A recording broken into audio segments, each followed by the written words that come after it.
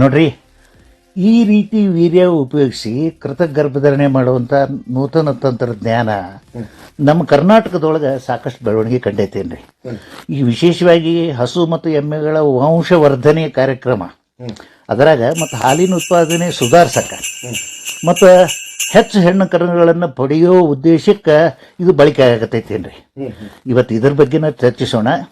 ಈಗ ಮೊದ್ಲೇನು ನೀವು ಕೇಳಿದ್ರಲ್ಲ ಆ ಪ್ರಶ್ನೆ ನಮ್ಮ ಶ್ರೋತೃಗಳ ಮನಸ್ಸಿನಾಗೂ ಇರ್ತೈತೇನ್ರಿ. ಲಿಂಗ ನಿರ್ಧಾರಿತ ವೀರ್ಯ ಅಂದ್ರೆ ಯಾವ ವೀರ್ಯ ಬಳಸಿ ಕೃತಕ ಗರ್ಭಧಾರಣೆ ಮಾಡಿದಾಗ ನಾವು ಇಚ್ಛೆ ಪಟ್ಟು ಬೇಕು ಅಂದುಕೊಂಡಿರ್ತೀವೋ ಆ ಲಿಂಗದ ಕರು ಹುಟ್ಟೋ ಸಂಭವ ಜಾಸ್ತಿ ಇರ್ತೈತೋ ಅಂಥದ್ದೇನ್ರಿ. ಈಗ ನಮ್ಮ ಹೈನುಗಾರರಿಗೇನ್ರಿ ಹೆಣ್ಣು ಕರ ಅಂದ್ರೆ ಭಾಳ ಖುಷಿ ಆಗತ್ತೆ. ಅದು ಆಕಳ ಕರನಾರ ಇರಲಿ ಅಥವಾ ಎಮ್ಮಿ ಕರನಾರ ಇರಲಿ, ಹೆಣ್ಗಾರ ಆದ್ರೆ ಭಾಳ ಲಾಭ ಆಗತ್ತೆ. ಅದಕ್ಕೆ ನಮ್ಮ ಹೈನುಗಾರಿಗೆ ಸಂಬಂಧಪಟ್ಟಂಗೆ ಈ ವಿಷಯದಾಗ ಹೇಳೋದಂದ್ರೆ ಹೆಚ್ಚು ಸಂಖ್ಯೆಯೊಳಗೆ ಹೆಣ್ಣು ಕರ ಹುಟ್ಟಿಸಬಲ್ಲ ಸಾಮರ್ಥ್ಯ ಇರುವಂಥ ವೀರ್ಯಕ್ಕೆ ಲಿಂಗ ನಿರ್ಧಾರಿತ ವೀರ್ಯ ಅಂತ ಕರಿಬಹುದೇನ್ರಿ. ಅದು ಇತ್ತೀಚೆಗೆ ಬಂದಿರೋ ತಂತ್ರಜ್ಞಾನ ಏನ್ರಿ. ಈಗ ನೋಡ್ರಿ, ಈ ತಂತ್ರಜ್ಞಾನ ಸುಮಾರು ಒಂದು 5-6 ವರ್ಷದಿಂದ ನಮ್ಮ ದೇಶದೊಳಗೆ ಚಾಲ್ತಿಗೆ ಬಂದೈತ್ರೆ. 2019ರಿಂದ ಇವತ್ತಿನ ತನ ಅನ್ಕೊಡ್ರಿ, ರಾಜ್ಯದೊಳಗನೂ ವ್ಯಾಪಕವಾಗಿ ಅದು ಬಳಕೆ ಆಗಕತ್ತೈತಿ. ಅದು ಪ್ರಾರಂಭ ಆತ್ರಿ. ಸರ್ಕಾರ ಮತ್ತು ಸರ್ಕಾರೇತರ ಸಂಸ್ಥೆ ಇದಕ್ಕೆ ನೆರವಾಗ್ತಾವೇನ್ರಿ. ಈಗ ಬೈಫ್ ಅಂದ್ರೆ ಭಾರತೀಯ ಕೃಷಿ ಉದ್ಯಮ ಫೌಂಡೇಶನ್, ಹೌದ್ರೆ ಇದರೊಳಗೆ ಭಾಳ ಪ್ರಮುಖ ಆಗೈತೇನ್ರಿ. ಇನ್ನು ಕರ್ನಾಟಕದ ವಿಶೇಷತೆ ಅಂತಂದ್ರೆ ನೋಡ್ರಿ, ಕರ್ನಾಟಕ ಈ ಕ್ರಾಂತಿಗೆ ಮುಂಚಿನೊಳಗಿರುವಂಥ ಸಾಮರ್ಥ್ಯ ಹೊಂದೈತಿ. ಯಾಕಂತ ಕೇಳ್ರಿ ನೀವು. ಯಾಕಂದ್ರೆ ಶಕ್ತಿಶಾಲಿಯಾಗಿರೋ ಹಾಲು ಸಹಕಾರ ಸಂಘಗಳು, ಈಗ ಒಂದು ಉದಾಹರಣೆಗೆ KMF ಕೊಡ್ಬೋದು ನಾವು. ಆಮೇಲೆ ರಾಜ್ಯ ಪಶುಪಾಲನಾ ಹಾಗೂ ಪಶುವೈದ್ಯಕೀಯ ಇಲಾಖೆಯ ಸಕ್ರಿಯ ಪಶುವೈದ್ಯ ಸೇವೆಗಳು, ಅವ್ರ ಸೇವೆ ನಿರಂತರ ಇರ್ತೈತಲ್ಲ ಅಂಥದ್ದು, ಮತ್ತು ಮೊಬೈಲ್ ಕೃತಕ ಗರ್ಭಧಾರಣ ಘಟಕಗಳು ಈ ತಂತ್ರಜ್ಞಾನವನ್ನು ಆಯ್ದ ಪ್ರದೇಶದೊಳಗೆ ರೈತರನ್ನು ತಲುಪಿಸ್ತಾವೇನ್ರಿ. ಕರ್ನಾಟಕ ಪಶುವೈದ್ಯಕೀಯ ಪ್ರಾಣಿ ಮತ್ತು ಮೀನುಗಾರಿಕಾ ವಿಜ್ಞಾನಗಳ ವಿಶ್ವವಿದ್ಯಾಲಯ ಈ ಬೀದರ್ನಾಗ ಏನೈತೆ ನೋಡ್ರಿ, ಅದು ಕೂಡ ಸಾಕಷ್ಟು ಸಂಶೋಧನೆ ಮತ್ತು ವಿಸ್ತರಣಾ ಕಾರ್ಯಕ್ರಮ ಮುಂದಾಗೈತೇನ್ರಿ. ಮತ್ತೊಂದು ಹೇಳೋದು ಮರ್ತಿದ್ದೆ ನಾನು, ಈ ರಾಷ್ಟ್ರೀಯ ಸಂಸ್ಥೆಯಾಗಿದ್ದರು NDDB ಅಂದ್ರೆ ರಾಷ್ಟ್ರೀಯ ಹೈನುಗಾರಿಕಾ ಅಭಿವೃದ್ಧಿ ಮಂಡಳಿ ಏನ್ರಿ, ಇದು ಕರ್ನಾಟಕ ಸಹಕಾರ ಸಂಘಗಳೊಂದಿಗೆ ಲಿಂಗ ವಿಂಗಡಿತ ವೀರ್ಯ ವಿತರಣೆಗೆ ಮತ್ತು ಹೈನು ಉತ್ಪಾದಕತೆಯ ಸುಧಾರಣೆಗೆ ಸಹಕರಿಸಿದ್ದೇನ್ರಿ. ಈಗ ತಂತ್ರಜ್ಞಾನದ ಅರಿವುಳ್ಳಂಥ ಯುವಜನತೆ ಮತ್ತು ರೈತರ ಜಾಲಗಳು, ಅದು ಗ್ರೂಪ್ಸ್ ಅಂತ ಏನು ಹೇಳ್ತೀವಲ್ರಿ, ಅವು ಮುಖ್ಯವಾಗಿ ದೇಶಿ ತಳಿ ಹಳ್ಳಿಕಾರು, ಅಮೃತ್ಮಾಲು, ಪಂಡ್ರಾಪುರಿ ಎಮ್ಮಿ ಮುಂತಾದ ಇವೆಲ್ಲ ಲಿಂಗ ಆಯ್ಕೆಯ ವೀರ್ಯಕ್ಕೆ ಉತ್ತಮ ಪ್ರತಿಕ್ರಿಯೆ ನೀಡಕತ್ತೇವೇನ್ರಿ. ಮತ್ತು ನಮ್ಮ ದೇಶದ ಮಟ್ಟಿಗೆ ಹೇಳ್ಬೇಕಂದ್ರೆ ನೋಡ್ರಿ, 2019ರಿಂದ 2023 ಅವಧಿಯೊಳಗೆ ಈ ತಂತ್ರಜ್ಞಾನದಿಂದ ಸುಮಾರು 8,000 ಎಮ್ಮೆಯೊಳಗೆ ಈ ಕರ್ನಾಟಕ, ಆಂಧ್ರ ಪ್ರದೇಶ, ತೆಲಂಗಾಣದೊಳಗೆ ಕೃತಕ ಗರ್ಭಧಾರಣೆ ನಡೆಸಲಾಯಿತು. ಹಿಂಗೆ ಭಾಳ ಪ್ರಚಾರಕ್ಕೆ ಬರಾಕತ್ತೈತ್ರಿ ಇನ್ನು. ಹಂಗಂದ್ರೆ ಈಗ ಡಾಕ್ಟರ್, ಈ ತಂತ್ರಜ್ಞಾನದಿಂದ ಮಾಡಲಾದಂಥ ಈ ಕೃತಕ ಗರ್ಭಧಾರಣೆ ಎಷ್ಟು ಎಮ್ಮೆಗಳು ಗರ್ಭಧಾರಣೆ ಮಾಡೇವಂತೀರಿ? ನೋಡ್ರಿ, ಕರ್ನಾಟಕದ ಮಟ್ಟಿಗೆ ಹೇಳ್ಬೇಕಂದ್ರೆ 5-6 ವರ್ಷದಾಗ ಕರ್ನಾಟಕದ ಎಮ್ಮೆಯೊಳಗೆ ಸರಾಸರಿ 40.5% ಗರ್ಭಧಾರಣಾ ಪ್ರಮಾಣ ಕಂಡು ಬಂದೈತ್ರಿ. ಮತ್ತು ಹಂಗೆ ನೋಡಿದ್ರೆ ಗರ್ಭಧಾರಣೆ ಅನ್ನೋದು ಭಾಳ ನಿಗೂಢ ಐತೇನ್ರಿ. ಇವತ್ತು ಅದು ಮನುಷ್ಯನ ಹಿಡ್ತಕ್ಕೆ ಸಿಗಬಲ್ದಂತ ಅನ್ಬೋದು ನಾವು. ಆದರೂ ಅಂಕಿಅಂಶ ಏನು ಹೇಳ್ತಾವಂತಂದ್ರೆ, ಈಗ ಮದ್ಯದ ಬೆದೆ, ಈ ಬೆದೆಯೊಳಗೆ ನಾವು 3 ಅಂತ ಹೇಳ್ತೀವಿ, ಪ್ರಾರಂಭಿಕ ಬೆದೆ, ಮದ್ಯದ ಬೆದೆ, ತಳ ಬೆದೆ ಅಂತೇಳಿ. ಈ ಮದ್ಯದ ಬೆದೆಯೊಳಗಿದ್ದಾಗ ಎಮ್ಮೆಯೊಳಗೆ 43.86% ಗಬ್ಬಾಗ್ಯಾವೇನ್ರಿ. ವಿಚಿತ್ರ ಅಂದ್ರೆ ಏನ್ರಿ ಸಾಹೇಬ್ರ, 4ನೇ ಸೂಲಿನ ಎಮ್ಮೆಯೊಳಗೆ 53.56% ನೋಡ್ರಿ, ಹೆಚ್ಚಿನ ಪ್ರಮಾಣದೊಳಗೆ 4ನೇ ಸೂಲಿನ ಎಮ್ಮಿ. ಮತ್ತು ಚಳಿಗಾಲದೊಳಗೆ 42.50% ಎಮ್ಮಿ ಕಟ್ಕೊಂಡಾವ. ಇದ್ರಾಗ ಪಂಡ್ರಾಪುರಿ ತಳಿ ಎಮ್ಮೆಯೊಳಗೆ 46.15% ಎಮ್ಮಿ ಗರ್ಭಧರಿಸ್ಯಾವೇನ್ರಿ. ಹಿಂಗಾಗಿ ಭಾಳ ಚಲೋ ಒಂದು ಪರಿಣಾಮ ಬೀರೈತೇನ್ರಿ ಅದು. ಈಗ ನೋಡ್ರಿ, ನಮ್ಮ ಎಮ್ಮಿ ತಳಿ ಸಂಸ್ಕರಣೆ ನಮ್ಮ ಧಾರವಾಡ ಜಿಲ್ಲೆದ ಮಟ್ಟಿಗೆ ಹೇಳ್ಬೇಕಂದ್ರೆ ತೇಗೂರು ಫಾರ್ಮ್ನಾಗ ಐತಿ. ಆ ರೀತಿ ಹೊಸಪೇಟೆ ಒಳಗದ, ಬೆಂಗಳೂರಂತೂ ಹೆಸರುಗಟ್ಟ ಅದಕ್ಕೆ ಪ್ರಸಿದ್ಧ ಐತ್ರಿ. ಹಿಂಗೆ ಇನ್ನೂ ಅನೇಕ ಕಡೆ ನಮ್ಮ ಎಮ್ಮೆ ಸಂವರ್ಧನಾ ಕೇಂದ್ರಗಳು ಅದಾವೇನ್ರಿ. ರೀ, ಹಸುಗಳೊಳಗೆ ಕಾರ್ಯಕ್ಷಮತೆ ಬಗ್ಗೆ ಹೇಳ್ಬೇಕಂದ್ರೆ 5-6 ವರ್ಷದಾಗ ಹಸುಗಳೊಳಗೆ ಪ್ರಮಾಣ ಇದು ಎಷ್ಟಿತ್ತಪ್ಪ ಅಂದ್ರೆ 49.1% ಇತ್ತೇನೆ. ಆಮೇಲೆ ಗರ್ಭಧಾರಣೆ ಆದ ಹಸು ಮತ್ತು ಮಣಕಗಳ ಗರ್ಭಧಾರಣಾ ಪ್ರಮಾಣ ಎಷ್ಟಿತ್ತಪ್ಪ ಅಂದ್ರೆ 45% ಇತ್ತೇನೆ. ಇನ್ನು ಹುಟ್ಟಿದ ಒಟ್ಟು 4 ಲಕ್ಷ ಕರದಾಗ ನೋಡ್ರಿ, ಒಟ್ಟು 4 ಲಕ್ಷ ಕರದಾಗ 85% ಆಕಳ ಕರಾನ ಇದ್ದು. ಇದನ್ನ ನಾವು ಗಮನಕ್ಕೆ ಇಡ್ಬೇಕೇನ್ರಿ ಅಂದ್ರೆ ಲೆಕ್ಕ ಹಾಕ್ರಿ ನೀವು. ಮತ್ತು ಇದ್ರಾಗ HF, ಜರ್ಸಿ, ಗಿರ್ ತಳಿ ಆಕಳ ಅತಿ ಹೆಚ್ಚು ಪ್ರಮಾಣದಾಗ ಹೆಣ್ಣು ಕರು ಕೊಟ್ಟಾವೇನ್ರಿ. ಮತ್ತು ಎಮ್ಮೆ ಒಳಗೆ ಏನು ಕಡಿಮೆ ಇಲ್ಲರಿ, ಈ ಮುರ್ರಾ ಎಮ್ಮೆ ಹಾಗೆ ಈ ಸಾವ್ಯಾಲ ಹಸು ಇವು ಕೂಡ ಉತ್ತಮವಾಗಿ ಸ್ಪಂದನೆ ನೀಡ್ತಾವೇನ್ರಿ. ಸಾಮಾನ್ಯ ವೀರ್ಯ ಬಳಸಿದಾಗ ಹಸುಗಳೊಳಗೆ 50% ಹೆಣ್ಣು ಕರ ಹುಡ್ತಾವಂತ ಅನ್ಕೊಳ್ಳೋಣ. ಅರ್ಧದಷ್ಟು ಹೆಣ್ಣು ಹುಡ್ತಾವಂತ ಅನ್ಕೊಂಡ್ಬಿಟ್ರಿ ಸಾಮಾನ್ಯ ಕಡ್ಡಿ ಬಳಸಿದಾಗ. ಆದರೆ ಈ ಲಿಂಗ ನಿರ್ಧಾರಿತ ವೀರ್ಯದ ಪ್ರಯೋಗದಿಂದ ಹೆಣ್ಣು ಕರುಗಳು ಹುಟ್ಟೋದು 90% ಮೇಲೆ ಇರುತ್ತೆ. ಇದನ್ನ ನಾವು ಹಂಗೆ ಹೇಳೋದಿಲ್ರಿ, ಇದು ಮಹಾರಾಷ್ಟ್ರ ಮತ್ತು ಉತ್ತರಾಖಂಡದೊಳಗೆ ನಡೆದ ಒಂದು ಅಧ್ಯಯನದಿಂದ ಇದು ಕಂಡು ಬಂದೈತಿ. ಅಂಕಿಅಂಶ ಅದಾವ ಐತಿ ಅಲ್ರಿ. ಮೊದಲೇದು ಹೆಣ್ಣು ಸಂತತಿ ಬೆಳೀತು ಅಂತಂದ್ರೆ ಮುಂದೆ ಅದ್ರ ಹಾಲಿನ ಉತ್ಪಾದನೆಯನ್ನು ಹೆಚ್ಚಾಗೋದು ಖಾತ್ರಿ ಐತಿ ಅಂತಾಗತ್ತಾರೆ. ಮತ್ತು ಇದು ಶ್ರೇಷ್ಠ ದರ್ಜೆ ಒಂದು ಜೈವಿಕ ಗುಣ ಹೊಂದಿದಂಥ ಈ ವೀರ್ಯದ ಬಳಕೆಯಿಂದ ಮುಂದೆ ಹುಟ್ಟುವ ಪಶುಗಳು ಏನು ಅವುಗಳ ಜೈವಿಕ ಗುಣಾನು ಅಂದರೆ ಅವುಗಳ ಗುಣಧರ್ಮ ಅಂತಾರಲ್ಲ ಅದು ಉತ್ತಮ ಆಗಿರ್ತೈತಿ ಅಂడి. ಮತ್ತು ಇದರಿಂದ ಆರ್ಥಿಕ ಪರಿಸ್ಥಿತಿನೂ ಸುಧಾರಣೆ ಆಗತ್ತೆ. ಅಂದ್ರೆ ನೋಡ್ರಿ, ಈಗ ಹಾಲಿನ ಉತ್ಪಾದನೆ ಹೆಚ್ಚಿಸೋದು ಅಷ್ಟೇ ಅಲ್ಲ, ಅದ್ರ ಜೊತೆಗೆ ಇನ್ನೊಂದು ನೆನಪಿಡ್ಬೇಕ್ರಿ ನಾವು, ಈ ಉಪಯೋಗ ಇಲ್ಲದ ಗಂಡು ಕರ ಈಗ ಭಾಳ ಮಂದಿ ಅಷ್ಟೊಂದು ಪಸಂದ್ ಮಾಡೋದಿಲ್ಲ. ಹೈನುಗಾರನ ಹೇಳೋದ್ರಿ, ಅವ್ರು ಗಂಡು ಕರ ಬೆಳೆಸೋದು ನಿರ್ವಹಣೆ ಭಾರನ ಅದನ್ನು ಕಡಿಮೆ ಮಾಡಿದಂಗೆ ಆಕೈತಿ. ಸಾಕೋದು ಕಡಿಮೆ ಆಕೈತಿ, ಅದ್ರ ಖರ್ಚು ಕಡಿಮೆ ಆಕೈತಿ ಏನ್ರಿ. ಆಮೇಲೆ ಈ ಸುಸ್ಥಿರ ಹಾಲಿನ ಉತ್ಪಾದನೆ ಸುಲಭ ಅನಿಸುತ್ತೈತೆ ಅವಾಗ, ಹೌದಿಲ್ಲ. ಆಮೇಲೆ ಈ ದನದ ಹಿಂಡಿನ ಗಾತ್ರ ಹೆಚ್ಚಿಸಿದೆ, ಅದನ್ನು ನಾವು ದನ ಭಾಳ ಸಾಕಬೇಕಾಗಿಲ್ಲ, ಆದ್ರೆ ಹಾಲಿನ ಬೇಡಿಕೆ ಎಷ್ಟು ಇರ್ತೈತಲ್ಲ ಅಷ್ಟು ನಾವು ಪೂರೈಸಕ್ಕೆ ಇದು ಸಹಾಯ ಮಾಡ್ತೈತಿ.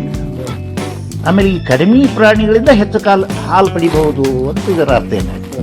ಆಮೇಲೆ ಇದು ನಮ್ಮ ಯುವ ರೈತರು ಮತ್ತು ಗ್ರಾಮೀಣ ಉದ್ಯಮಗಳು ಈ ತಂತ್ರಜ್ಞಾನ ಆಧಾರಿತ ಹಾಲು ಉತ್ಪಾದನೆಯನ್ನು ಅಳವಡಿಸ್ಕೊಳ್ಳೋಕೆ ಮುಂದಾಗ್ತೈತಿ.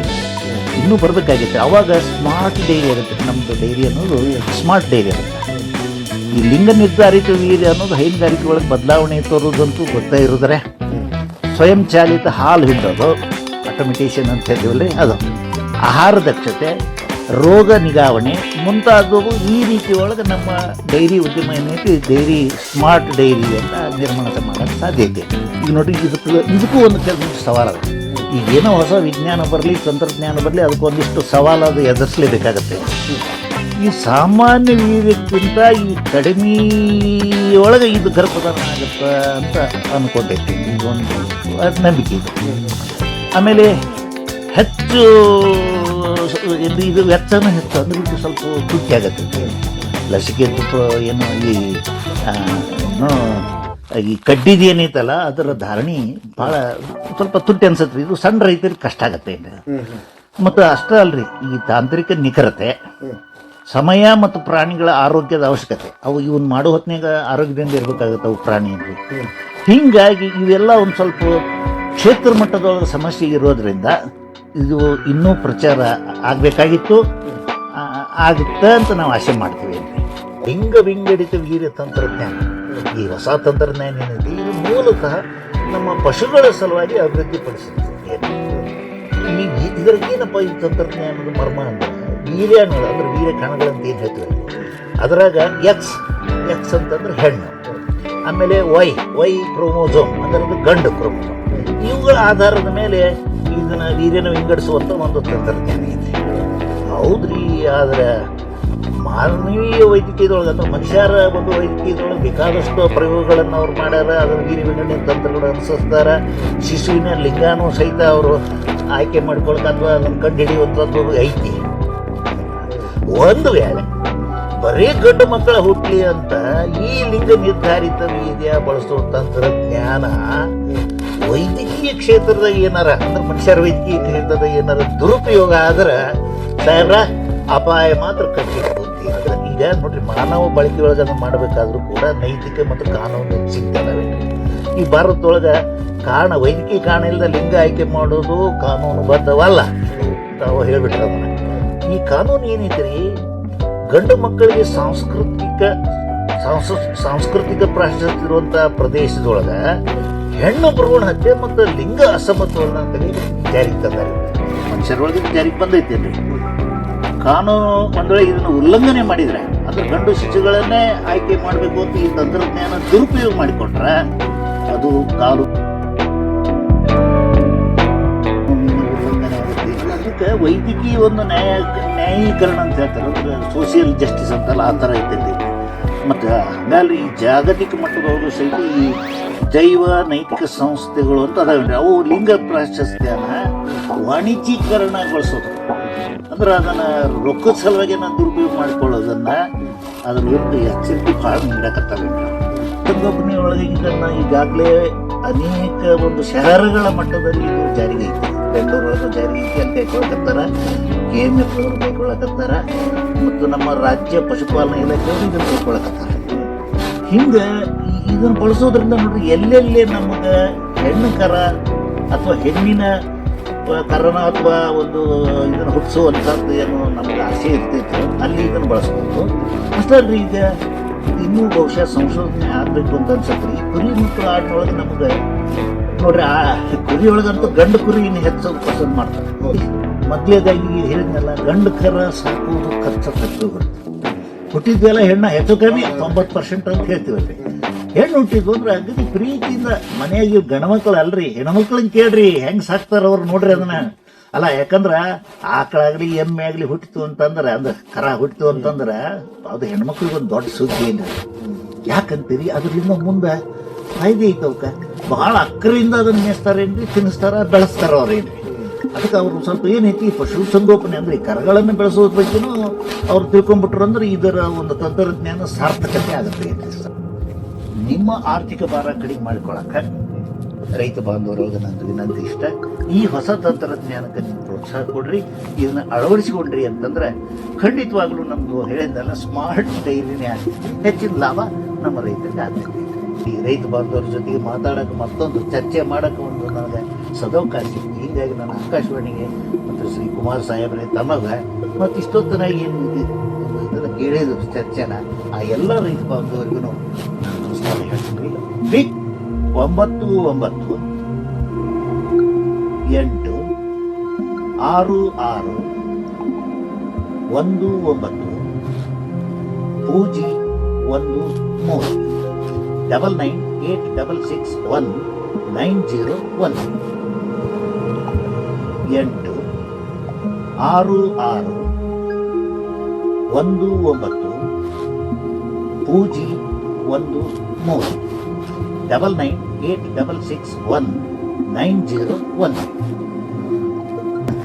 ನೋಡ್ರಿ, ಈ ರೀತಿ ವೀರ್ಯ ಉಪಯೋಗಿಸಿ ಕೃತಕ ಗರ್ಭಧಾರಣೆ ಮಾಡುವಂಥ ನೂತನ ತಂತ್ರಜ್ಞಾನ ನಮ್ಮ ಕರ್ನಾಟಕದೊಳಗೆ ಸಾಕಷ್ಟು ಬೆಳವಣಿಗೆ ಕಂಡೈತೇನ್ರಿ.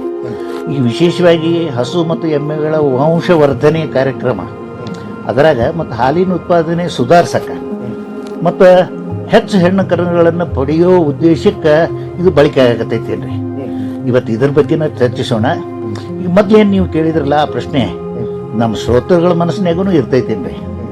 ಲಿಂಗ ನಿರ್ಧಾರಿತ ವೀರ್ಯ ಅಂದ್ರೆ ಯಾವ ವೀರ್ಯ ಬಳಸಿ ಕೃತಕ ಗರ್ಭಧಾರಣೆ ಮಾಡಿದಾಗ ನಾವು ಇಚ್ಛೆ ಪಟ್ಟು ಬೇಕು ಅಂದುಕೊಂಡಿರ್ತೀವೋ ಆ ಲಿಂಗದ ಕರು ಹುಟ್ಟೋ ಸಂಭವ ಜಾಸ್ತಿ ಇರ್ತೈತೋ ಅಂಥದ್ದೇನ್ರಿ. ಈಗ ನಮ್ಮ ಹೈನುಗಾರರಿಗೇನ್ರಿ ಹೆಣ್ಣು ಕರ ಅಂದ್ರೆ ಭಾಳ ಖುಷಿ ಆಗತ್ತೆ. ಅದು ಆಕಳ ಕರನಾರ ಇರಲಿ ಅಥವಾ ಎಮ್ಮಿ ಕರನಾರ ಇರಲಿ, ಹೆಣ್ಗಾರ ಆದ್ರೆ ಭಾಳ ಲಾಭ ಆಗತ್ತ. ಅದಕ್ಕೆ ನಮ್ಮ ಹೈನುಗಾರಿಗೆ ಸಂಬಂಧಪಟ್ಟಂಗೆ ಈ ವಿಷಯದಾಗ ಹೇಳೋದಂದ್ರೆ ಹೆಚ್ಚು ಸಂಖ್ಯೆಯೊಳಗೆ ಹೆಣ್ಣು ಕರ ಹುಟ್ಟಿಸಬಲ್ಲ ಸಾಮರ್ಥ್ಯ ಇರುವಂಥ ವೀರ್ಯಕ್ಕೆ ಲಿಂಗ ನಿರ್ಧಾರಿತ ವೀರ್ಯ ಅಂತ ಕರಿಬಹುದೇನ್ರಿ. ಅದು ಇತ್ತೀಚೆಗೆ ಬಂದಿರೋ ತಂತ್ರಜ್ಞಾನ ಇರ್ರಿ. ಈಗ ನೋಡ್ರಿ, ಈ ತಂತ್ರಜ್ಞಾನ ಸುಮಾರು ಒಂದು 5-6 ವರ್ಷದಿಂದ ನಮ್ಮ ದೇಶದೊಳಗೆ ಚಾಲ್ತಿಗೆ ಬಂದೈತ್ರೆ. 2019ರಿಂದ ಇವತ್ತಿನ ತನ ಅನ್ಕೊಡ್ರಿ, ರಾಜ್ಯದೊಳಗನೂ ವ್ಯಾಪಕವಾಗಿ ಅದು ಬಳಕೆ ಆಗಕತ್ತೈತೆ. ಅದು ಬರಮಾತ್ರಿ ಸರ್ಕಾರ ಮತ್ತು ಸರ್ಕಾರೇತರ ಸಂಸ್ಥೆ ಇದಕ್ಕೆ ನೆರವಾಗ್ತವೆ. ಈಗ ಬೈಫ್ ಅಂದ್ರೆ ಭಾರತೀಯ ಕೃಷಿ ಉದ್ಯಮ ಫೌಂಡೇಶನ್, ಆದರೆ ಇದರೊಳಗೆ ಭಾಳ ಪ್ರಮುಖ ಆಗೈತಿ. ಇನ್ನು ಕರ್ನಾಟಕದ ವಿಶೇಷತೆ ಅಂತಂದ್ರೆ ನೋಡ್ರಿ, ಕರ್ನಾಟಕ ಈ ಕ್ರಾಂತಿಗೆ ಮುಂಚಿನೊಳಗಿರುವಂಥ ಸಾಮರ್ಥ್ಯ ಹೊಂದೈತಿ. ಯಾಕಂತ ಕೇಳಿ, ಯಾಕಂದ್ರೆ ಶಕ್ತಿಶಾಲಿಯಾಗಿರೋ ಹಾಲು ಸಹಕಾರ ಸಂಘಗಳು, ಈಗ ಒಂದು ಉದಾಹರಣೆಗೆ KMF ಕೊಡ್ಬೋದು ನಾವು. ಆಮೇಲೆ ರಾಜ್ಯ ಪಶುಪಾಲನಾ ಹಾಗೂ ಪಶುವೈದ್ಯಕೀಯ ಇಲಾಖೆಯ ಸಕ್ರಿಯ ಪಶುವೈದ್ಯ ಸೇವೆಗಳು, ಅವ್ರ ಸೇವೆ ನಿರಂತರ ಇರ್ತೈತಲ್ಲ ಅಂಥದ್ದು, ಮತ್ತು ಮೊಬೈಲ್ ಕೃತಕ ಗರ್ಭಧಾರಣ ಘಟಕಗಳು ಈ ತಂತ್ರಜ್ಞಾನವನ್ನು ಆಯ್ದ ಪ್ರದೇಶದೊಳಗೆ ರೈತರನ್ನು ತಲುಪಿಸ್ತಾವೆ. ಕರ್ನಾಟಕ ಪಶುವೈದ್ಯಕೀಯ ಪ್ರಾಣಿ ಮತ್ತು ಮೀನುಗಾರಿಕಾ ವಿಜ್ಞಾನಗಳ ವಿಶ್ವವಿದ್ಯಾಲಯ ಈ ಬೀದರ್ನಾಗ ಏನೈತೆ ನೋಡ್ರಿ, ಅದು ಕೂಡ ಸಾಕಷ್ಟು ಸಂಶೋಧನೆ ಮತ್ತು ವಿಸ್ತರಣಾ ಕಾರ್ಯಕ್ರಮ ಮುಂದಾಗೈತೆ.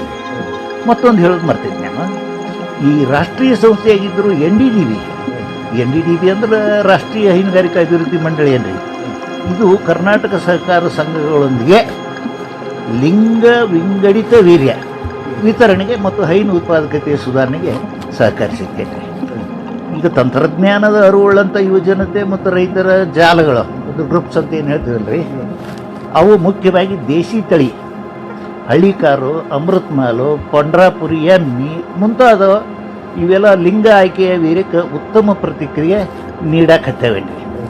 ಮತ್ತು ನಮ್ಮ ದೇಶದ ಮಟ್ಟಿಗೆ ಹೇಳ್ಬೇಕಂದ್ರೆ ನೋಡ್ರಿ, 2019ರಿಂದ 2023 ಅವಧಿಯೊಳಗೆ ಈ ತಂತ್ರಜ್ಞಾನದಿಂದ ಸುಮಾರು 8,000 ಎಮ್ಮೆಯೊಳಗೆ ಈ ಕರ್ನಾಟಕ, ಆಂಧ್ರ ಪ್ರದೇಶ, ತೆಲಂಗಾಣದೊಳಗೆ ಕೃತಕ ಗರ್ಭಧಾರಣೆ ನಡೆಸಲಾಯಿತು. ಹಿಂಗೆ ಭಾಳ ಪ್ರಚಾರಕ್ಕೆ ಬರಾಕತ್ತೈತಿ ರೀ ಇನ್ನು. ಹಂಗಂದ್ರೆ ಈಗ ಡಾಕ್ಟರ್, ಈ ತಂತ್ರಜ್ಞಾನದಿಂದ ಮಾಡಲಾದಂಥ ಈ ಕೃತಕ ಗರ್ಭಧಾರಣೆ ಎಷ್ಟು ಎಮ್ಮೆಗಳು ಗರ್ಭಧಾರಣೆ ಮಾಡೇವಂತೆ? ನೋಡ್ರಿ, ಕರ್ನಾಟಕದ ಮಟ್ಟಿಗೆ ಹೇಳ್ಬೇಕಂದ್ರೆ 5-6 ವರ್ಷದಾಗ ಕರ್ನಾಟಕದ ಎಮ್ಮೆಯೊಳಗೆ ಸರಾಸರಿ 40.5% ಗರ್ಭಧಾರಣಾ ಪ್ರಮಾಣ ಕಂಡು ಬಂದೈತ್ರಿ. ಮತ್ತು ಹಂಗೆ ನೋಡಿದ್ರೆ ಗರ್ಭಧಾರಣೆ ಅನ್ನೋದು ಭಾಳ ನಿಗೂಢ ಐತೇನ್ರಿ. ಇವತ್ತು ಅದು ಮನುಷ್ಯನ ಹಿಡ್ತಕ್ಕೆ ಸಿಗಬಲ್ದಂತ ಅನ್ಬೋದು ನಾವು. ಆದರೂ ಅಂಕಿಅಂಶ ಏನು ಹೇಳ್ತಾವಂತಂದ್ರೆ, ಈಗ ಮಧ್ಯದ ಬೆದೆ, ಈ ಬೆದೆಯೊಳಗೆ ನಾವು 3 ಅಂತ ಹೇಳ್ತೀವಿ, ಪ್ರಾರಂಭಿಕ ಬೆದೆ, ಮಧ್ಯದ ಬೆದೆ, ತಳ ಬೆದೆ ಅಂತೇಳಿ. ಈ ಮಧ್ಯದ ಬೆದೆಯೊಳಗಿದ್ದಾಗ ಎಮ್ಮೆಯೊಳಗೆ 43.86% ಗಬ್ಬಾಗ್ಯಾವೇನ್ರಿ. ವಿಚಿತ್ರ ಅಂದ್ರೆ ಏನ್ರಿ ಸಾಹೇಬ್ರ, 4ನೇ ಸೂಲಿನ ಎಮ್ಮೆಯೊಳಗೆ 53.56% ನೋಡ್ರಿ, ಹೆಚ್ಚಿನ ಪ್ರಮಾಣದೊಳಗೆ 4ನೇ ಸೂಲಿನ ಎಮ್ಮೆ. ಮತ್ತು ಚಳಿಗಾಲದೊಳಗೆ 42.50% ಎಮ್ಮೆ ಕಟ್ಕೊಂಡಾವ. ಇದ್ರಾಗ ಪಂಡ್ರಾಪುರಿ ತಳಿ ಎಮ್ಮೆಯೊಳಗೆ 46.15% ಎಮ್ಮೆ ಗರ್ಭಧರ್ಸ್ಯಾವ. ಹಿಂಗಾಗಿ ಭಾಳ ಚಲೋ ಒಂದು ಪರಿಣಾಮ ಬೀರೈತೇನ್ರಿ. ಈಗ ನೋಡ್ರಿ, ನಮ್ಮ ಎಮ್ಮೆ ತಳಿ ಸಂಸ್ಥೆ ನಮ್ಮ ಧಾರವಾಡ ಜಿಲ್ಲೆದ ಮಟ್ಟಿಗೆ ಹೇಳ್ಕೊಂಡು ತೇಗೂರು ಫಾರ್ಮ್ನಾಗ ಐತೆ.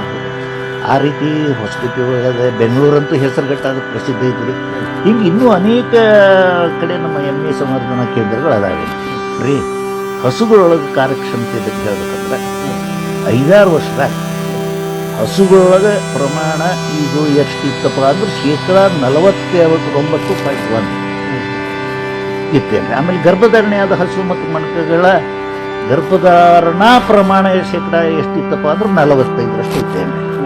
ಇನ್ನು ಹುಟ್ಟಿದ ಒಟ್ಟು 4 ಲಕ್ಷ ಕರದಾಗ ನೋಡಿ, ಒಟ್ಟು 4 ಲಕ್ಷ ಕರದಾಗ 85% ಆಕಳ ಕರಾನ ಇತ್ತು. ಇದನ್ನು ನಾವು ಗಮನಕ್ಕೆ ಇಡ್ಬೇಕೇನ್ರಿ, ಅಂದ್ರೆ ಲೆಕ್ಕ ಹಾಕ್ರಿ ನೀವು. ಮತ್ತು ಇದ್ರಾಗ HF, ಜರ್ಸಿ, ಗಿರ್ ತಳಿ ಆಕಳ ಅತಿ ಹೆಚ್ಚು ಪ್ರಮಾಣದಾಗ ಹೆಣ್ಣು ಕರು ಕೊಟ್ಟಾವೆ. ಮತ್ತು ಎಮ್ಮೆ ಒಳಗೆ ಏನು ಕಡಿಮೆ ಇಲ್ರಿ, ಈ ಮುರ್ರಾ ಎಮ್ಮೆ ಹಾಗೆ ಈ ಸಾಯವಾಲ ಹಸು ಇವು ಕೂಡ ಉತ್ತಮವಾಗಿ ಸ್ಪಂದನೆ ನೀಡ್ತವೆ. ಸಾಮಾನ್ಯ ವೀರ್ಯ ಬಳಸಿದಾಗ ಹಸುಗಳೊಳಗೆ 50% ಹೆಣ್ಣು ಕರ ಹುಡ್ತಾವಂತ ಅನ್ಕೊಂಡ್ರಿ, ಅರ್ಧದಷ್ಟು ಹೆಣ್ಣು ಹುಡ್ತಾವಂತ ಅನ್ಕೊಂಡ್ರಿ ಸಾಮಾನ್ಯ ಕಡ್ಡಿ ಬಳಸಿದಾಗ. ಆದರೆ ಈ ಲಿಂಗ ನಿರ್ಧಾರಿತ ವೀರ್ಯದ ಪ್ರಯೋಗದಿಂದ ಹೆಣ್ಣು ಕರುಗಳು ಹುಟ್ಟೋದು 90% ಮೇಲೆ ಇರುತ್ತೆ. ಇದನ್ನು ನಾವು ಹಂಗೆ ಹೇಳೋದಿಲ್ಲ ರೀ, ಇದು ಮಹಾರಾಷ್ಟ್ರ ಮತ್ತು ಉತ್ತರಾಖಂಡದೊಳಗೆ ನಡೆದ ಒಂದು ಅಧ್ಯಯನದಿಂದ ಇದು ಕಂಡು ಬಂದೈತಿ. ಅಂಕಿಅಂಶ ಅದಾವ ಅಲ್ರಿ. ಮೊದಲೇದ್ದು ಹೆಣ್ಣು ಸಂತತಿ ಬೆಳೀತು ಅಂತಂದ್ರೆ ಮುಂದೆ ಅದ್ರ ಹಾಲಿನ ಉತ್ಪಾದನೆ ಹೆಚ್ಚಾಗೋದು ಖಾತ್ರಿ ಐತೆ ಅಂತ ಆಗುತ್ತೆ. ಮತ್ತು ಇದು ಶ್ರೇಷ್ಠ ದರ್ಜೆಯ ಒಂದು ಜೈವಿಕ ಗುಣ ಹೊಂದಿದಂಥ ಈ ವೀರ್ಯದ ಬಳಕೆಯಿಂದ ಮುಂದೆ ಹುಟ್ಟುವ ಪಶುಗಳು ಏನು ಅವುಗಳ ಜನ್ಯ ಜೈವಿಕ ಗುಣನ ಅಂದ್ರೆ ಅವುಗಳ ಗುಣಧರ್ಮ ಅಂತ ಇರೋಲ್ಲ, ಅದು ಉತ್ತಮ ಆಗಿರ್ತೈತಿ. ಮತ್ತು ಇದರಿಂದ ಆರ್ಥಿಕ ಪರಿಸ್ಥಿತಿನೂ ಸುಧಾರಣೆ ಆಗತ್ತೆ. ಅಂದ್ರೆ ನೋಡ್ರಿ, ಈಗ ಹಾಲಿನ ಉತ್ಪಾದನೆ ಹೆಚ್ಚಿಸೋದು ಅಷ್ಟೇ ಅಲ್ಲ, ಅದ್ರ ಜೊತೆಗೆ ಇನ್ನೊಂದು ನೆನಪಿಡ್ಬೇಕ್ರಿ ನಾವು, ಈ ಉಪಯೋಗ ಇಲ್ಲದ ಗಂಡು ಕರ ಈಗ ಭಾಳ ಮಂದಿ ಅಷ್ಟು ಪಸಂದ್ ಮಾಡೋದಿಲ್ಲ, ಹೈನುಗಾರರನ್ನ ಹೇಳೋದ್ರಿ. ಅವ್ರು ಗಂಡು ಕರ ಬೆಳೆಸೋದು ನಿರ್ವಹಣೆ ಭಾರನ ಅದನ್ನು ಕಡಿಮೆ ಮಾಡ್ದಂಗೆ ಆಗ್ತೈತಿ. ಸಾಕೋದು ಕಡಿಮೆ ಆಗ್ತೈತಿ, ಅದ್ರ ಖರ್ಚು ಕಡಿಮೆ ಆಗ್ತೈತಿ ಅಂದ್ರಿ. ಆಮೇಲೆ ಈ ಸುಸ್ಥಿರ ಹಾಲಿನ ಉತ್ಪಾದನೆ ಸುಲಭ ಅನಿಸುತ್ತೆ ಅವಾಗ, ಹೌದಿಲ್ಲ? ಆಮೇಲೆ ಈ ದನದ ಹಿಂಡಿನ ಗಾತ್ರ ಹೆಚ್ಚಿಸಿದೆ, ಅದನ್ನ ನಾವು ದನ ಭಾಳ ಸಾಕಬೇಕಾಗಿಲ್ಲ, ಆದ್ರೆ ಹಾಲಿನ ಬೇಡಿಕೆ ಎಷ್ಟು ಇರ್ತೈತಲ್ಲ ಅಷ್ಟು ನಾವು ಪೂರೈಸಕ್ಕೆ ಇದು ಸಹಾಯ ಮಾಡ್ತೈತೆ. ಆಮೇಲೆ ಈ ಕಡಿಮೆ ಪ್ರಾಣಿಗಳಿಂದ ಹೆಚ್ಚು ಹಾಲು ಪಡಿಬಹುದು ಅಂತ ಇದರ ಅರ್ಥ ಏನು.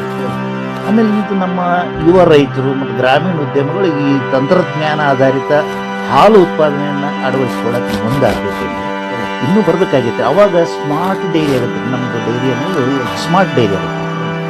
ಈ ಲಿಂಗ ನಿರ್ಧಾರಿತ ವೀರ್ಯ ಅನ್ನೋದು ಹೈನುಗಾರಿಕೆ ಒಳಗೆ ಬದಲಾವಣೆ ತೋರೋದಂತೂ ಗೊತ್ತಾ ಇರೋದ್ರೆ, ಸ್ವಯಂ ಚಾಲಿತ ಹಾಲು ಹಿಂಡೋದು, ಆಟೋಮೆಟೇಷನ್ ಅಂತ ಹೇಳ್ತೀವಲ್ರಿ, ಅದು ಆಹಾರ ದಕ್ಷತೆ, ರೋಗ ನಿಗಾವಣೆ ಮುಂತಾದವು ಈ ರೀತಿ ಒಳಗೆ ನಮ್ಮ ಡೈರಿ ಉದ್ಯಮ ಏನೈತಿ ಡೈರಿ ಸ್ಮಾರ್ಟ್ ಡೈರಿಯನ್ನು ನಿರ್ಮಾಣ ಮಾಡೋಕ್ಕೆ ಸಾಧ್ಯತೆ ಇದೆ. ಈಗ ನೋಡಿ, ಇದಕ್ಕೂ ಒಂದು ಕೆಲವು ಸವಾಲದ. ಈಗೇನೋ ಹೊಸ ವಿಜ್ಞಾನ ಬರಲಿ, ತಂತ್ರಜ್ಞಾನ ಬರಲಿ, ಅದಕ್ಕೊಂದಿಷ್ಟು ಸವಾಲದು ಎದುರಿಸಲೇಬೇಕಾಗತ್ತೆ.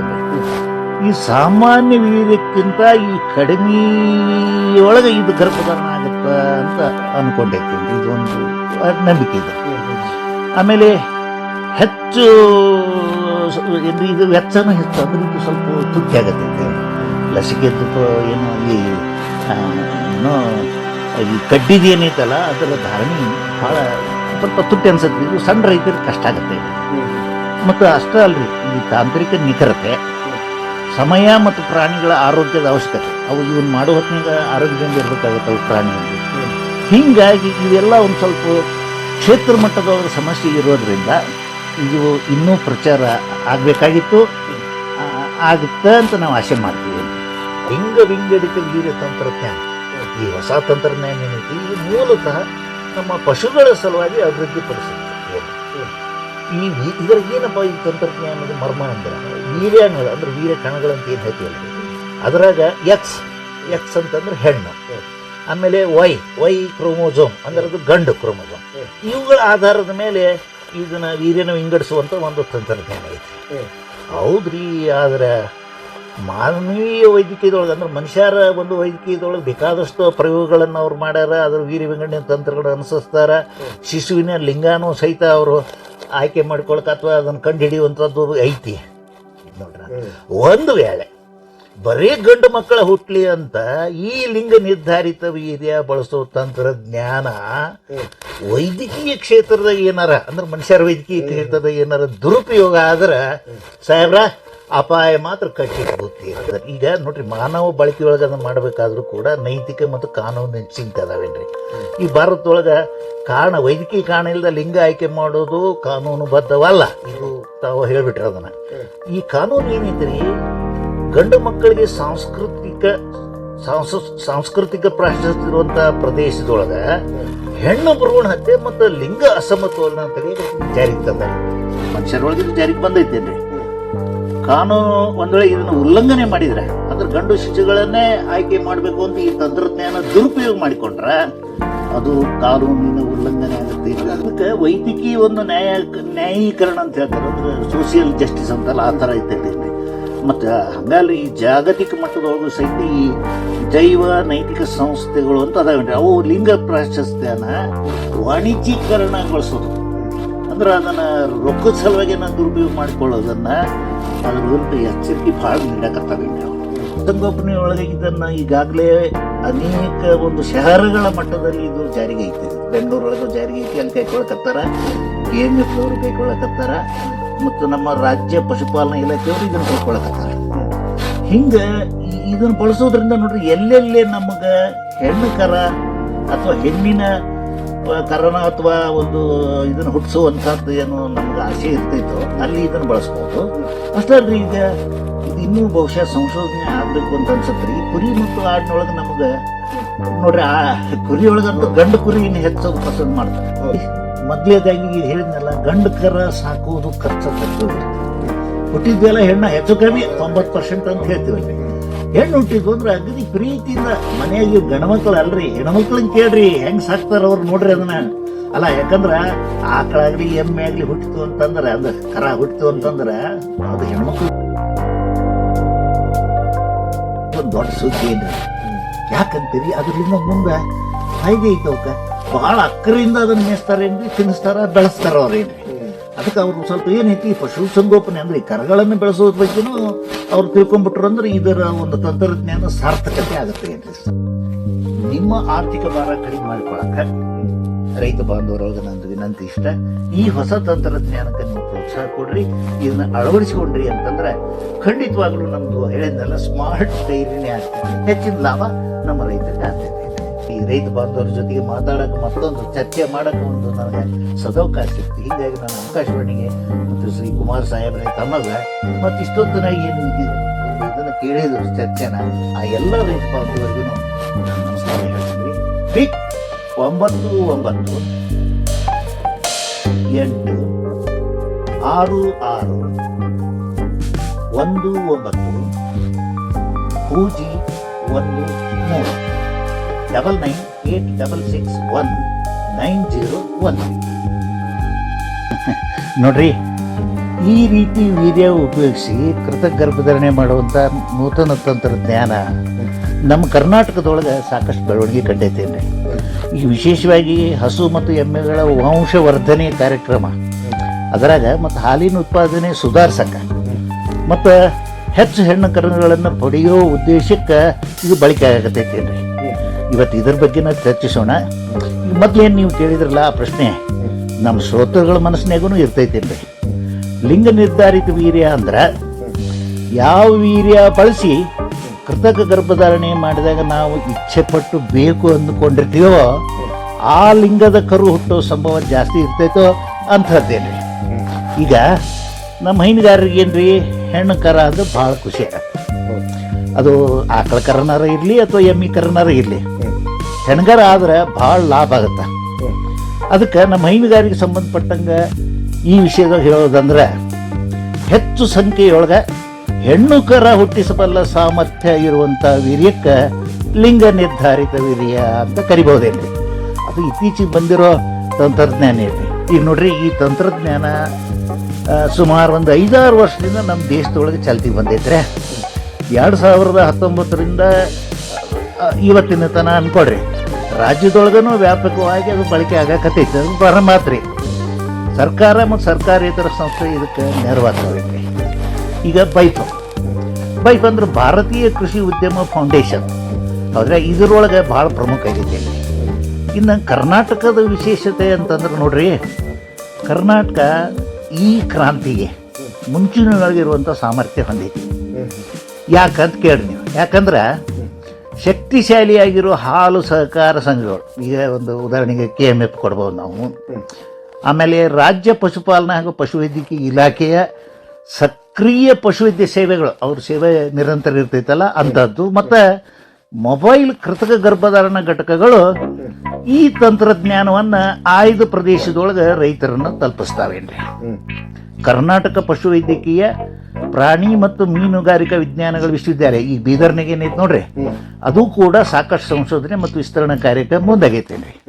ಮತ್ತೊಂದು ಹೇಳೋದು ಮರ್ತಿದ್ದೆ ನಾನು, ಈ ರಾಷ್ಟ್ರೀಯ ಸಂಸ್ಥೆಯಾಗಿದ್ದರು NDDB ಅಂದ್ರೆ ರಾಷ್ಟ್ರೀಯ ಹೈನುಗಾರಿಕಾ ಅಭಿವೃದ್ಧಿ ಮಂಡಳಿ ಏನ್ರಿ, ಇದು ಕರ್ನಾಟಕ ಸಹಕಾರ ಸಂಘಗಳೊಂದಿಗೆ ಲಿಂಗ ವಿಂಗಡಿತ ವೀರ್ಯ ವಿತರಣೆಗೆ ಮತ್ತು ಹೈನು ಉತ್ಪಾದಕತೆಯ ಸುಧಾರಣೆಗೆ ಸಹಕರಿಸಿದ್ದೇನೆ. ಈಗ ತಂತ್ರಜ್ಞಾನದ ಅರಿವುಳ್ಳಂಥ ಯುವಜನತೆ ಮತ್ತು ರೈತರ ಜಾಲಗಳು, ಇದು ಗ್ರೂಪ್ಸ್ ಅಂತ ಏನು ಹೇಳ್ತೀವಲ್ರಿ, ಅವು ಮುಖ್ಯವಾಗಿ ದೇಶಿ ತಳಿ ಹಳ್ಳಿಕಾರು, ಅಮೃತಮಾಲು, ಪಂಡ್ರಾಪುರಿ ಎಮ್ಮಿ ಮುಂತಾದ ಇವೆಲ್ಲ ಲಿಂಗ ಆಯ್ಕೆಯ ವೀರ್ಯಕ್ಕೆ ಉತ್ತಮ ಪ್ರತಿಕ್ರಿಯೆ ನೀಡಕತ್ತೇವೇನ್ರಿ. ಮತ್ತು ನಮ್ಮ ದೇಶದ ಮಟ್ಟಿಗೆ ಹೇಳ್ಬೇಕಂದ್ರೆ ನೋಡ್ರಿ, 2019ರಿಂದ 2023 ಅವಧಿಯೊಳಗೆ ಈ ತಂತ್ರಜ್ಞಾನದಿಂದ ಸುಮಾರು 8,000 ಎಮ್ಮೆಯೊಳಗೆ ಈ ಕರ್ನಾಟಕ, ಆಂಧ್ರ ಪ್ರದೇಶ, ತೆಲಂಗಾಣದೊಳಗೆ ಕೃತಕ ಗರ್ಭಧಾರಣೆ ನಡೆಸಲಾಯಿತು. ಹಿಂಗೆ ಭಾಳ ಪ್ರಚಾರಕ್ಕೆ ಬರಾಕತ್ತೈತ್ರಿ. ಇನ್ನು ಹಂಗಂದ್ರೆ ಈಗ ಡಾಕ್ಟರ್, ಈ ತಂತ್ರಜ್ಞಾನದಿಂದ ಮಾಡಲಾದಂಥ ಈ ಕೃತಕ ಗರ್ಭಧಾರಣೆ ಎಷ್ಟು ಎಮ್ಮೆಗಳು ಗರ್ಭಧಾರಣೆ ಮಾಡೇವಂತೆ? ನೋಡಿ, ಕರ್ನಾಟಕದ ಮಟ್ಟಿಗೆ ಹೇಳ್ಬೇಕಂದ್ರೆ 5-6 ವರ್ಷದ ಕರ್ನಾಟಕದ ಎಮ್ಮೆ ಒಳಗೆ ಸರಾಸರಿ 40.5% ಗರ್ಭಧಾರಣಾ ಪ್ರಮಾಣ ಕಂಡು ಬಂದೈತ್ರಿ. ಮತ್ತು ಹಂಗೆ ನೋಡಿದರೆ ಗರ್ಭಧಾರಣೆ ಅನ್ನೋದು ಭಾಳ ನಿಗೂಢ ಐತೇನ್ರಿ. ಇವತ್ತು ಅದು ಮನುಷ್ಯನ ಹಿಟ್ಟಕ್ಕೆ ಸಿಗಬಲ್ದಂತ ಅನ್ಬೋದು ನಾವು. ಆದರೂ ಅಂಕಿಅಂಶ ಏನು ಹೇಳ್ತಾವಂತಂದ್ರೆ ಈಗ ಮಧ್ಯದ ಬೆದೆ, ಈ ಬೆದೆಯೊಳಗೆ ನಾವು 3 ಅಂತ ಹೇಳ್ತೀವಿ, ಪ್ರಾರಂಭಿಕ ಬೆದೆ, ಮಧ್ಯದ ಬೆದೆ, ತಳ ಬೆದೆ ಅಂತೇಳಿ. ಈ ಮಧ್ಯದ ಬೆದೆಯೊಳಗಿದ್ದಾಗ ಎಮ್ಮಿ ಒಳಗೆ ಶೇಕಡ 43.86 ಗಬ್ಬಾಗ್ಯಾವೇನ್ರಿ. ವಿಚಿತ್ರ ಅಂದ್ರೆ ಏನ್ರಿ ಸಾಹೇಬ್ರ, 4ನೇ ಸೂಲಿನ ಎಮ್ಮಿಯೊಳಗೆ ಶೇಕಡ 53.56 ನೋಡ್ರಿ, ಹೆಚ್ಚಿನ ಪ್ರಮಾಣದೊಳಗೆ 4ನೇ ಸೂಲಿನ ಎಮ್ಮಿ. ಮತ್ತು ಚಳಿಗಾಲದೊಳಗೆ ಶೇಕಡ 42.50 ಎಮ್ಮಿ ಕಟ್ಕೊಂಡಾವ. ಇದ್ರಾಗ ಪಂಡ್ರಾಪುರಿ ತಳಿ ಎಮ್ಮಿ ಒಳಗೆ ಶೇಕಡ 46.15 ಎಮ್ಮಿ ಗರ್ಭದರ್ಶಿ ಆಗಿದೆ. ಹಿಂಗಾಗಿ ಭಾಳ ಚಲೋ ಒಂದು ಪರಿಣಾಮ ಬೀರೈತೇನ್ರಿ. ಈಗ ನೋಡ್ರಿ, ನಮ್ಮ ಎಮ್ಮಿ ತಳಿ ಸಂಕಡೆ ನಮ್ಮ ಧಾರವಾಡ ಜಿಲ್ಲೆದ ಮಟ್ಟಿಗೆ ಹೇಳ್ಕೊಂಡ್ರೆ ತೇಗೂರು ಫಾರ್ಮ್ನಾಗ ಐತೆ. ಆ ರೀತಿ ಹೊಸಪೇಟೆ ಹೋಗದೆ, ಬೆಂಗಳೂರಂತೂ ಹೆಸರುಗಟ್ಟ ಅದಕ್ಕೆ ಪ್ರಸಿದ್ಧ ಐತ್ರಿ. ಹಿಂಗೆ ಇನ್ನೂ ಅನೇಕ ಕಡೆ ನಮ್ಮ ಎಮ್ಮೆ ಸಂವರ್ಧನಾ ಕೇಂದ್ರಗಳು ಅದಾವೆ ರೀ. ಹಸುಗಳೊಳಗೆ ಕಾರ್ಯಕ್ಷಮತೆ ಬಗ್ಗೆ ಹೇಳ್ಬೇಕಂದ್ರೆ 5-6 ವರ್ಷದಾಗ ಹಸುಗಳೊಳಗೆ ಪ್ರಮಾಣ ಇದು ಎಷ್ಟಿತ್ತಪ್ಪ ಅಂದ್ರೆ ಶೇಕಡ 49.1 ಇತ್ತೇನೆ. ಆಮೇಲೆ ಗರ್ಭಧಾರಣೆ ಆದ ಹಸು ಮತ್ತು ಮಣಕಗಳ ಗರ್ಭಧಾರಣಾ ಪ್ರಮಾಣ ಶೇಕಡ ಎಷ್ಟಿತ್ತಪ್ಪ ಅಂದ್ರೆ 45 ಇತ್ತೇನೆ. ಇನ್ನು ಹುಟ್ಟಿದ ಒಟ್ಟು 4 ಲಕ್ಷ ಕರದಾಗ ನೋಡ್ರಿ, ಒಟ್ಟು 4 ಲಕ್ಷ ಕರದಾಗ ಶೇಕಡ 85 ಆಕಳ ಕರಾನ ಇದ್ದು. ಇದನ್ನು ನಾವು ಗಮನಕ್ಕೆ ಇಡ್ಬೇಕೇನ್ರಿ, ಅಂದ್ರೆ ಲೆಕ್ಕ ಹಾಕ್ರಿ ನೀವು. ಮತ್ತು ಇದ್ರಾಗ HF, ಜರ್ಸಿ, ಗಿರ್ ತಳಿ ಆಕಳ ಅತಿ ಹೆಚ್ಚು ಪ್ರಮಾಣದಾಗ ಹೆಣ್ಣು ಕರು ಕೊಟ್ಟಾವೆ. ಮತ್ತು ಎಮ್ಮೆ ಒಳಗೆ ಏನು ಕಡಿಮೆ ಇಲ್ಲರಿ, ಈ ಮುರ್ರಾ ಎಮ್ಮೆ, ಹಂಗೆ ಈ ಸಾವಿವಾಲ ಹಸು ಇವು ಕೂಡ ಉತ್ತಮವಾಗಿ ಸ್ಪಂದನೆ ನೀಡ್ತವೆ. ಸಾಮಾನ್ಯ ವೀರ್ಯ ಬಳಸಿದಾಗ ಹಸು ಒಳಗೆ ಶೇಕಡ 50 ಹೆಣ್ಣು ಕರ ಹುಡ್ತಾವಂತ ಅನ್ಕೊಂಡ್ರಿ, ಅರ್ಧದಷ್ಟು ಹೆಣ್ಣು ಹುಡ್ತಾವಂತ ಅನ್ಕೊಂಡ್ರಿ ಸಾಮಾನ್ಯ ಕಡ್ಡಿ ಬಳಸಿದಾಗ. ಆದರೆ ಈ ಲಿಂಗ ನಿರ್ಧಾರಿತ ವೀರ್ಯದ ಪ್ರಯೋಗದಿಂದ ಹೆಣ್ಣು ಕರುಗಳು ಹುಟ್ಟೋದು ಶೇಕಡ 90 ಮೇಲೆ ಇರುತ್ತೆ. ಇದನ್ನು ನಾವು ಹಂಗೆ ಹೇಳೋದಿಲ್ಲ ರೀ, ಇದು ಮಹಾರಾಷ್ಟ್ರ ಮತ್ತು ಉತ್ತರಾಖಂಡದೊಳಗೆ ನಡೆದ ಒಂದು ಅಧ್ಯಯನದಿಂದ ಇದು ಕಂಡು ಬಂದೈತಿ. ಅಂಕಿಅಂಶ ಅದಾವ ಅಲ್ರಿ. ಮೊದಲೇದು ಹೆಣ್ಣು ಸಂತತಿ ಬೆಳೀತು ಅಂತಂದ್ರೆ ಮುಂದೆ ಅದ್ರ ಹಾಲಿನ ಉತ್ಪಾದನೆಯನ್ನು ಹೆಚ್ಚಾಗೋದು ಖಾತ್ರಿ ಐತೆ ಅಂತ ಆಗುತ್ತಾರೆ. ಮತ್ತು ಇದು ಶ್ರೇಷ್ಠ ದರ್ಜೆಯ ಒಂದು ಜೈವಿಕ ಗುಣ ಹೊಂದಿದಂಥ ಈ ವೀರ್ಯದ ಬಳಕೆಯಿಂದ ಮುಂದೆ ಹುಟ್ಟುವ ಪಶುಗಳು ಏನ್ರಿ ಅವುಗಳ ಜನ್ಯ ಜೈವಿಕ ಗುಣನು ಮಾತ್ರ ಅವುಗಳ ಗುಣಧರ್ಮ ಅಂತಾರಲ್ಲ ಅದು ಉತ್ತಮ ಆಗಿರ್ತೈತೆ ರೀ. ಮತ್ತು ಇದರಿಂದ ಆರ್ಥಿಕ ಪರಿಸ್ಥಿತಿನೂ ಸುಧಾರಣೆ ಆಗತ್ತೆ. ಅಂದ್ರೆ ನೋಡ್ರಿ, ಈಗ ಹಾಲಿನ ಉತ್ಪಾದನೆ ಹೆಚ್ಚಿಸೋದು ಅಷ್ಟೇ ಅಲ್ಲ, ಅದ್ರ ಜೊತೆಗೆ ಇನ್ನೊಂದು ನೆನಪಿಡ್ಬೇಕ್ರಿ ನಾವು, ಈ ಉಪಯೋಗ ಇಲ್ಲದ ಗಂಡು ಕರ ಈಗ ಭಾಳ ಮಂದಿ ಅಷ್ಟೊಂದು ಪಸಂದ್ ಮಾಡೋದಿಲ್ಲ, ಹೈನುಗಾರನ ಹೇಳೋದ್ರಿ. ಅವ್ರು ಗಂಡು ಕರ ಬೆಳೆಸೋದು ನಿರ್ವಹಣೆ ಭಾರನ ಅದನ್ನು ಕಡಿಮೆ ಮಾಡ್ದಂಗೆ ಆಕೈತಿ, ಸಾಕೋದು ಕಡಿಮೆ ಆಕೈತಿ, ಅದ್ರ ಖರ್ಚು ಕಡಿಮೆ ಆಕೈತಿ ಏನ್ರಿ. ಆಮೇಲೆ ಈ ಸುಸ್ಥಿರ ಹಾಲಿನ ಉತ್ಪಾದನೆ ಸುಲಭ ಅನಿಸುತ್ತೆ ಅವಾಗ, ಹೌದಿಲ್ಲ. ಆಮೇಲೆ ಈ ದನದ ಹಿಂದಿನ ಗಾತ್ರ ಹೆಚ್ಚಿಸಿದೆ, ಅದನ್ನು ನಾವು ದನ ಭಾಳ ಸಾಕಬೇಕಾಗಿಲ್ಲ, ಆದ್ರೆ ಹಾಲಿನ ಬೇಡಿಕೆ ಎಷ್ಟು ಇರ್ತೈತಲ್ಲ ಅಷ್ಟು ನಾವು ಪೂರೈಸಕ್ಕೆ ಇದು ಸಹಾಯ ಮಾಡ್ತೈತಿ. ಆಮೇಲೆ ಈ ಕಡಿಮೆ ಪ್ರಾಣಿಗಳಿಂದ ಹೆಚ್ಚು ಹಾಲು ಪಡಿಬಹುದು ಅಂತ ಇದರ ಅರ್ಥ ಏನು. ಆಮೇಲೆ ಇದು ನಮ್ಮ ಯುವ ರೈತರು ಮತ್ತು ಗ್ರಾಮೀಣ ಉದ್ಯಮಗಳು ಈ ತಂತ್ರಜ್ಞಾನ ಆಧಾರಿತ ಹಾಲು ಉತ್ಪಾದನೆಯನ್ನು ಅಳವಡಿಸಿಕೊಳ್ಳಕ್ಕೆ ಮುಂದಾಗ್ತೈತಿ. ಇನ್ನೂ ಬರಬೇಕಾಗೈತೆ, ಅವಾಗ ಸ್ಮಾರ್ಟ್ ಡೈರಿ ಆಗುತ್ತೆ. ನಮ್ಮದು ಡೈರಿ ಅನ್ನೋದು ಸ್ಮಾರ್ಟ್ ಡೈರಿ ಆಗುತ್ತೆ. ಈ ಲಿಂಗ ನಿರ್ಧಾರಿತ ವೀರ್ಯ ಅನ್ನೋದು ಹೈನುಗಾರಿಕೆ ಒಳಗೆ ಬದಲಾವಣೆ ತೋರೋದಂತೂ ಗೊತ್ತೇ ಇರೋದ್ರೆ, ಸ್ವಯಂ ಚಾಲಿತ ಹಾಲು ಹಿಂಡೋದು ಆಟೋಮೆಟೇಷನ್ ಅಂತ ಹೇಳ್ತೀವಲ್ರಿ, ಅದು ಆಹಾರ ದಕ್ಷತೆ, ರೋಗ ನಿಗಾವಣೆ ಮುಂತಾದವು ಈ ರೀತಿ ಒಳಗೆ ನಮ್ಮ ಡೈರಿ ಉದ್ಯಮ ಏನೈತಿ ಡೈರಿ ಸ್ಮಾರ್ಟ್ ಡೈರಿ ಅಂತ ನಿರ್ಮಾಣ ಮಾಡೋಕ್ಕೆ ಸಾಧ್ಯತೆ ಇದೆ. ಈಗ ನೋಡ್ರಿ, ಇದಕ್ಕೂ ಒಂದು ಕೆಲವೊಂದು ಸವಾಲದ.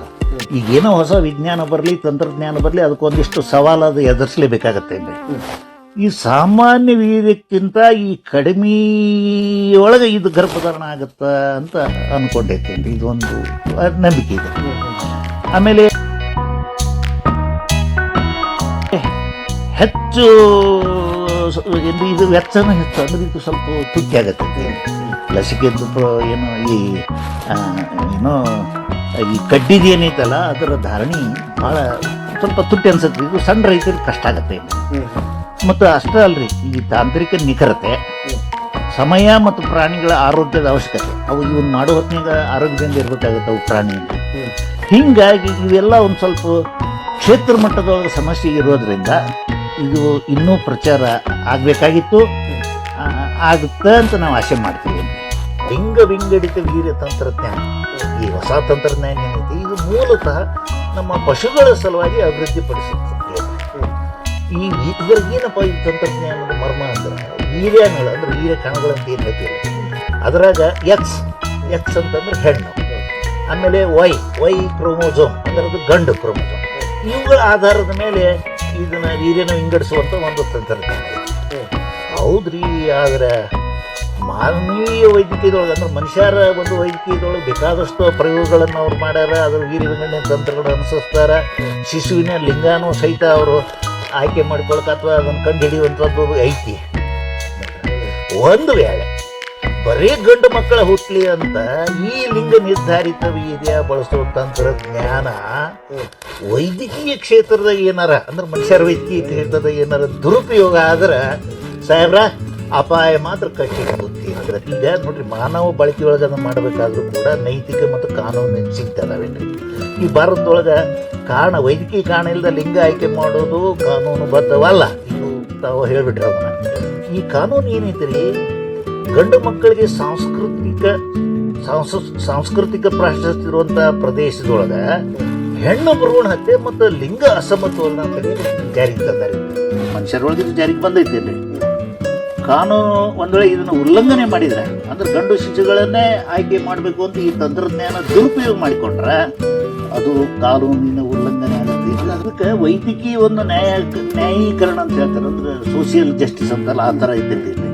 ಮತ್ತು ಹಾಗಾಗಿ ಈ ಜಾಗತಿಕ ಮಟ್ಟದೊಳಗೂ ಸಹಿತ ಈ ಜೈವ ನೈತಿಕ ಸಂಸ್ಥೆಗಳು ಅಂತ ಅದಾವೇನ್ರಿ, ಅವು ಲಿಂಗ ಪ್ರಾಶಸ್ತ್ಯನ ವಾಣಿಜ್ಯೀಕರಣಗೊಳಿಸೋದು ಅಂದ್ರೆ ಅದನ್ನು ರೊಕ್ಕದ ಸಲುವಾಗಿ ನಾನು ದುರುಪಯೋಗ ಮಾಡಿಕೊಳ್ಳೋದನ್ನ ಅದ್ರ ವಿರುದ್ಧ ಎಚ್ಚರಿಕೆ ಭಾಳ ನೀಡಕತ್ತಾವೇನ್ರಿ. ಸಂಗೋಪನೆ ಒಳಗೆ ಇದನ್ನು ಈಗಾಗಲೇ ಅನೇಕ ಒಂದು ಶಹರಗಳ ಮಟ್ಟದಲ್ಲಿ ಇದು ಜಾರಿಗೆ ಐತಿ. ಬೆಂಗಳೂರೊಳಗೆ ಜಾರಿಗೆ ಐತಿ, ಅಲ್ಲಿ ಕೈಗೊಳ್ಳಕತ್ತಾರ. KMF ಅವರು ಕೈಗೊಳ್ಳಕತ್ತಾರ ಮತ್ತು ನಮ್ಮ ರಾಜ್ಯ ಪಶುಪಾಲನಾ ಇಲಾಖೆಯವರು ಇದನ್ನು ಕೈಗೊಳ್ಳಕತ್ತಾರ. ಹಿಂಗೆ ಇದನ್ನು ಬಳಸೋದ್ರಿಂದ ನೋಡ್ರಿ, ಎಲ್ಲೆಲ್ಲಿ ನಮಗೆ ಹೆಣ್ಣು ಕರ ಅಥವಾ ಹೆಣ್ಣಿನ ಕರನ ಅಥವಾ ಒಂದು ಇದನ್ನು ಹುಟ್ಟಿಸುವಂಥದ್ದು ಏನು ನಮ್ಗೆ ಆಸೆ ಇರ್ತೈತೋ ಅಲ್ಲಿ ಇದನ್ನು ಬಳಸ್ಬೋದು. ಅಷ್ಟೇ ಅಲ್ರಿ, ಈಗ ಇದು ಇನ್ನೂ ಬಹುಶಃ ಸಂಶೋಧನೆ ಆಗಬೇಕು ಅಂತ ಅನ್ಸುತ್ತೆ. ಈ ಕುರಿ ಮತ್ತು ಆಡಿನೊಳಗೆ ನಮಗೆ ನೋಡ್ರಿ, ಆ ಕುರಿಯೊಳಗಂತೂ ಗಂಡು ಕುರಿನ ಹೆಚ್ಚು ಪಸಂದ್ ಮಾಡ್ತಾರೆ. ಮಧ್ಯದಾಗಿ ಹೇಳಿದ್ನಲ್ಲ, ಗಂಡು ಕರ ಸಾಕುವುದು ಕಷ್ಟಪಟ್ಟು ಹುಟ್ಟಿದ್ವೆಲ್ಲ ಹೆಣ್ಣು ಹೆಚ್ಚು ಕಡಿಮೆ 90% ಅಂತ ಹೇಳ್ತೀವಲ್ಲ. ಹೆಣ್ಣು ಹುಟ್ಟಿದ್ವು ಅಂದ್ರೆ ಅಗದಿ ಪ್ರೀತಿಯಿಂದ ಮನೆಯಾಗಿ ಗಂಡ್ಮಕ್ಳು ಅಲ್ರಿ, ಹೆಣ್ಮಕ್ಳನ್ನ ಕೇಳ್ರಿ ಹೆಂಗೆ ಸಾಕ್ತಾರ ಅವ್ರು ನೋಡ್ರಿ ಅದನ್ನ. ಅಲ್ಲ, ಯಾಕಂದ್ರೆ ಆಕಳಾಗಲಿ ಎಮ್ಮೆ ಆಗಲಿ ಹುಟ್ಟು ಅಂತಂದ್ರೆ ಅದು ಕರ ಹುಟ್ಟು ಅಂತಂದ್ರೆ ಅದು ಹೆಣ್ಮಕ್ಳಿಗೆ ಒಂದು ದೊಡ್ಡ ಸುದ್ದಿ ಏನು. ಯಾಕಂತೀರಿ, ಅದರಿಂದ ಮುಂದೆ ಹಾಗೆ ಐತಲ್ಕ ಭಾಳ ಅಕ್ಕರಿಂದ ಅದನ್ನ ಮೇಯಿಸ್ತಾರೆ, ತಿನ್ನಿಸ್ತಾರ, ಬೆಳೆಸ್ತಾರ ಅವ್ರೇನು. ಅದಕ್ಕೆ ಅವರು ಸ್ವಲ್ಪ ಏನೈತಿ ಪಶು ಸಂಗೋಪನೆ ಅಂದ್ರೆ ಈ ಕರಗಳನ್ನು ಬೆಳೆಸೋದ್ರ ಬಗ್ಗೆನೂ ಅವ್ರು ತಿಳ್ಕೊಂಡ್ಬಿಟ್ರು ಅಂದ್ರೆ ಇದರ ಒಂದು ತಂತ್ರಜ್ಞಾನ ಸಾರ್ಥಕತೆ ಆಗುತ್ತೆ. ನಿಮ್ಮ ಆರ್ಥಿಕ ಭಾರ ಕಡಿಮೆ ಮಾಡಿಕೊಳ್ಳಕ್ಕೆ ರೈತ ಬಾಂಧವರಿಗೆ ಇಷ್ಟ ಈ ಹೊಸ ತಂತ್ರಜ್ಞಾನಕ್ಕೆ ಕೊಡ್ರಿ, ಇವನ್ನ ಅಳವಡಿಸ್ಕೊಂಡ್ರಿ ಅಂತಂದ್ರೆ ಖಂಡಿತವಾಗ್ಲೂ ನಮ್ಗೆ ಹೇಳಿದ ಸ್ಮಾರ್ಟ್ ಡೈರಿನೇ ಆಗ್ತದೆ, ಹೆಚ್ಚಿನ ಲಾಭ ನಮ್ಮ ರೈತರಿಗೆ ಆಗ್ತದೆ. ಈ ರೈತ ಬಾಂಧವರ ಜೊತೆಗೆ ಮಾತಾಡೋಕೆ ಮತ್ತೊಂದು ಚರ್ಚೆ ಮಾಡೋಕೆ ಒಂದು ನನಗೆ ಸದೌಕಾಶ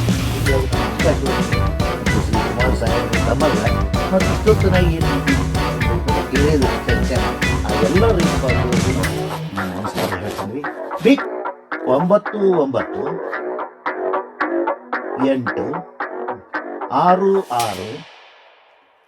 9986619013 ನೋಡ್ರಿ, ಈ ರೀತಿ ವೀರ್ಯ ಉಪಯೋಗಿಸಿ ಕೃತಕ ಗರ್ಭಧಾರಣೆ ಮಾಡುವಂಥ ನೂತನ ತಂತ್ರಜ್ಞಾನ ನಮ್ಮ ಕರ್ನಾಟಕದೊಳಗೆ ಸಾಕಷ್ಟು ಬೆಳವಣಿಗೆ ಕಂಡೈತೇನ್ರಿ. ಈಗ ವಿಶೇಷವಾಗಿ ಹಸು ಮತ್ತು ಎಮ್ಮೆಗಳ ವಂಶವರ್ಧನೆ ಕಾರ್ಯಕ್ರಮ ಅದರಾಗ ಮತ್ತು ಹಾಲಿನ ಉತ್ಪಾದನೆ ಸುಧಾರಿಸಕ್ಕೆ ಮತ್ತು ಹೆಚ್ಚು ಹೆಣ್ಣು ಕರುಗಳನ್ನು ಪಡೆಯೋ ಉದ್ದೇಶಕ್ಕೆ ನೋಡ್ರಿ, ಈ ರೀತಿ ವೀರ್ಯ ಉಪಯೋಗಿಸಿ ಕೃತಕ ಗರ್ಭಧಾರಣೆ ಮಾಡುವಂಥ ನೂತನ ತಂತ್ರಜ್ಞಾನ ನಮ್ಮ ಕರ್ನಾಟಕದೊಳಗೆ ಸಾಕಷ್ಟು ಬೆಳವಣಿಗೆ ಕಂಡೈತೇನ್ರಿ. ಈಗ ವಿಶೇಷವಾಗಿ ಇಷ್ಟ ಆಯ್ತಲ್ವಾ? ಇಷ್ಟ ಆಗಿದ್ರೆ ಒಂದು ಲೈಕ್ ಕೊಡಿ, ಶೇರ್ ಮಾಡಿ ಹಾಗೂ ಸಬ್ಸ್ಕ್ರೈಬ್ ಆಗುವುದಂತೂ ಮರಿಲೇಬೇಡಿ. ಎಲ್ಲರಿಗೂ ಧನ್ಯವಾದಗಳು.